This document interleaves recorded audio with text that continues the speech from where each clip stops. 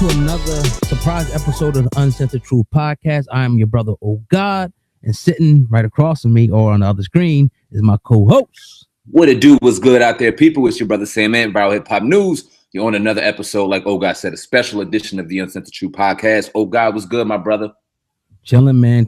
We had to get this to y'all. You know, we got a lot of stuff to do later on, so we weren't able to convene today. But we got a good hour right now to sit down and talk about the Charlamagne the Guy case. We've been covering it, extensively, on the Uncensored Truth Podcast.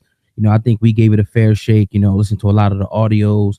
And had some real good dialogue about it. But Charlamagne and the Breakfast Club, which I thought was real dope and needed. And he actually brought his wife, onto the phone call. They spoke about it, uploaded a video today, doing one of their radio podcast segments, whatever you want to call it. You just joined us. Something popped up on the net yesterday about Charlamagne. Now, I believe the headline was Charlamagne raped his wife. No, it says Charlamagne admits. Don't just make up a headline. It says everybody else does. Admits first sexual experience with his wife was rape. Who posted that? Madame Noir. Okay. Well, that stemmed from a conversation I was having on my podcast about rape culture, and I remember it was a lot of op-eds and think pieces last year, but I remember Teen Vogue in particular had a headline, is drunk sex considered rape? So my wife and I were discussing it, because the first time we had sex, we were, super young and super drunk. So I asked her, did she consider that consensual sex based off the conversation that was happening online? And, the audio clip they got circulating online, of course, is edited and it stops at me just saying, yeah, but she told me, yeah, I can see how people say that, but that's not what happened with us. It's not like I said no. Well, let me call her. Stop acting like you have her phone number. I gave you her number, okay? Let me call her. It's so crazy. And Charlamagne would definitely call your wife if need be. That is not true. Yes, I would you never, would. You never. Definitely had Envy call his wife when he was in the middle of some trauma. Let me call her. Hold on. Mook. Yeah. Do you feel like discussing this headline? I've never called you to have you on the radio. The last time you've been on the radio was 1999 at Z93 Jams in Charleston, South Carolina, New Year's Eve. We kissed on the radio. Wow. You remember that? Yeah, I do. Okay. So talk to the people, baby. Did I rape you the first time we had sex with each other? Leonard, you need to learn how to First of all, only Monique calls me Leonard. I'm just playing. Go ahead. No, I call you Leonard. Forget that. You need to learn how to tell stories. You shouldn't have used the word rape, first of all, because the conversation that we were having is about rape culture. So the conversation that we were having was that you felt like it was okay for you to have sex with me while I was intoxicated. That's a rape culture thing. That's not rape. So when you asked me that question, I was hesitant to answer you because you used the word rape. But, that's not what went down. Like, we both know what happened. And I was not passed out. I was very coherent. Like, enough for me to lift up my hips so you could take my panties off. Knock it off. Whoa. Jesus Christ. I'm sorry. Like, that's what happened. You know this happened. And the next morning, we had sex. So, we had sex the next morning? Yes, that's what I'm saying. Your memory is for you don't remember anything. And we first kissed that night, too. That was our first kiss that night. Wow, you guys dated for a year? That was your first kiss? She made me wait for a year. Yes. You couldn't even she didn't like you really at first. What are you talking about? We used to go on dates all the time. And y'all never kissed for a year? She's a good woman, okay? All right. Angela, are you questioning me? Like, what's up? No, I'm just saying a year. For a kiss? Yes, for a kiss. I know this might be inappropriate. Okay, well, don't ask it then. Was he good? Was he at least good? Yeah, have a good morning, baby. I don't know why y'all be acting like my wife the one for smoke. She has no problem giving the smoke, okay? That is who runs the household, by the way. Now, can we ask the question? What question? This is a question that Teen Vogue posted last year. And what's that? Is drunk sex consensual? We'll talk about it when we come back. It's The Breakfast Club. Good morning. We are The Breakfast Club. Now, if you just joined us, Charlamagne's wife just called us, and she was talking about the statement or the headlines that popped up yesterday. What were the headlines yesterday, Yee? It says Charlamagne admits first sexual experience with his wife was rape. I want to acknowledge that my tone was all wrong when I was having that conversation on the podcast. And I should have never used the term rape so loosely because it was irresponsible and not appropriate for what I was trying to describe. But what I was trying to describe was, this conversation centered around rape culture, and Teen Vogue had a headline last year, is drunk sex considered rape. So my wife and I were discussing it because the first time that we had sex, we were both super drunk. So, I asked her, did she consider that consensual sex based off the conversation. Which brings the question, 800-585-1051, is drunk sex considered consensual? You know, to stop it. So they're not really, obviously weren't going to address, you know, the allegations. You know, obviously he can't, you know, because that's still ongoing. She took it up to the South Carolina, you know, Supreme Court. That is Jessica Reed, you know. But SamAnt, what do you think about them having that conversation? Because I think it needed to be had, because we were like one of the few platforms that actually kind of, you know, touched on it. But you had like your extreme on either side, like people calling this, you know, rape, or people scared to talk about it. But they kind of like dove right into it and, you know, touched on that gray area a little bit. What you think about that the way they handled that situation? You know, oh God, when we did it, we prided ourselves of doing it as objective as we possibly could. And we took a lot of heat for what we said. A lot of people trying to ride the coattail and saying that we Charlamagne lovers, the yada, yada, yada, this, that, and third. We tried to pride ourselves, and we did pride ourselves, on being as objective as we could in this situation. And we both found, just based off of the evidence, based off of the length of time, just based off of everything that was out there, we found as though Charlamagne the God was innocent of those charges. But I'm not going to lie right here.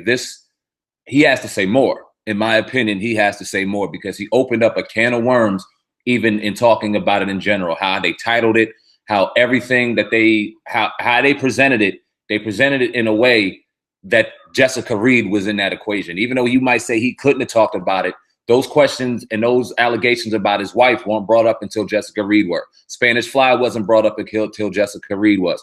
All these allegations about rape, no one seemed to care about these things, because he's been going on radio saying these real loose things on and on and on for a long time.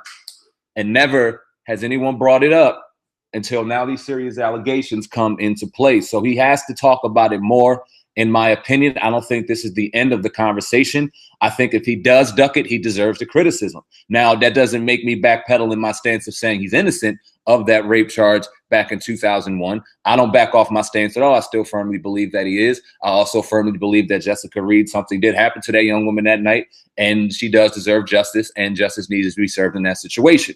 Not saying either which of, not saying that I'm backpedaling in any of that, but I do firmly believe that Charlamagne the God owes the people a lot more than what he gave them, because although they were kind of forthright in jumping into the rape conversation, and he was very apologetic in his tone and how he used it, he still ducked a lot of issues that people are asking about, and it's all over the comment section on the Breakfast Club right now. Do you get this sense that, you know, that's a good point you make about the comment section, you know, make some other good points too, but do you think that is sort of like a damage control?